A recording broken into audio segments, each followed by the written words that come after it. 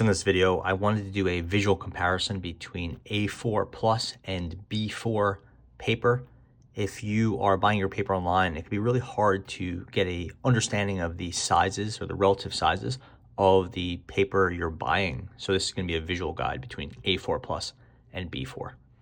Just to get it out of the way, A4 Plus is not a standard ISO size.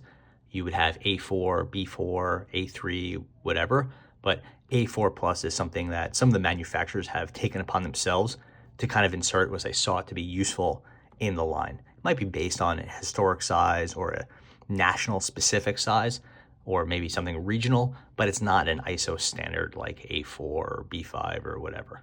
I'll be using this A4 Plus from Leuchtturm 1917, and then a B4, which is the standard size. A4 Plus, again, this one is 225 by 310 millimeters or 8.75 by 12.5 inches. It's not a standard, but that's a good reference for A4 Plus. B4, we have the standard size. That's 250 by 353 millimeters or 9.8 by 13.9 inches. So between the two, A4 Plus is a large journal. Typically, you'd see it for like printing or for journaling on the very large side, kind of like a luxury journal, like this one that has that faux leather binding, or you would see it for sketching. B4 is a very large size. It's a good deal larger than the standard A4. And this is pretty much typically used only for sketching or some sort of art purposes. You don't see any B4 journals. This is just very large. Here it is relative to a pencil and a gel pen. You could see it's a very large sheet of paper, something you would use for art or sketching, but not anything you would ever take with you, and definitely something that's on the large size for, say, a journal. It's just unwieldy to write across 10 inches of paper and then over 13 inches long. It's difficult to write in, even if you're using it in quarters. A4 Plus is a good deal larger than A4, usually about an inch on each side. What it does is it makes for a nice journal, definitely something luxurious, and you could spread out your thoughts, but it is definitely large. You can hold a huge amount of information, but we're getting to be a pretty large book. So this thing is something that looks great on a desk, but it's not something you could really take with you very often unless you have a full-size, like student style backpack.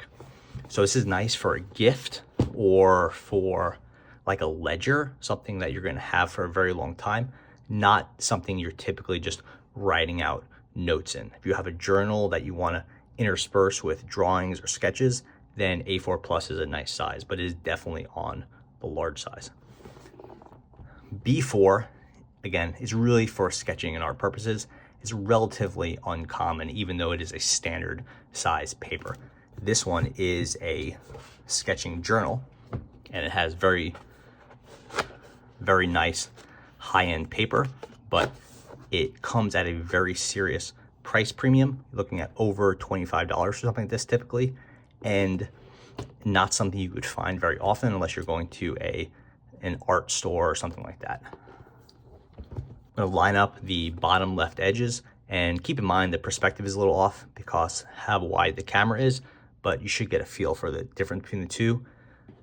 We have 1/2 inch hashes over here, so you're looking at about 3/4 of an inch wider for the B4 versus A4 Plus, and a little bit over an inch, maybe about 1.75 inches taller for that B4 versus the A4 Plus. So if you're considering the two, anything that you're going to be writing in, I would not go larger than an A4 Plus.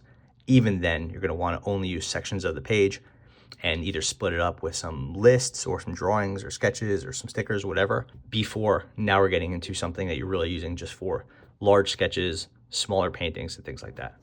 So yeah, that is A4 Plus versus B4 paper. Thanks for watching.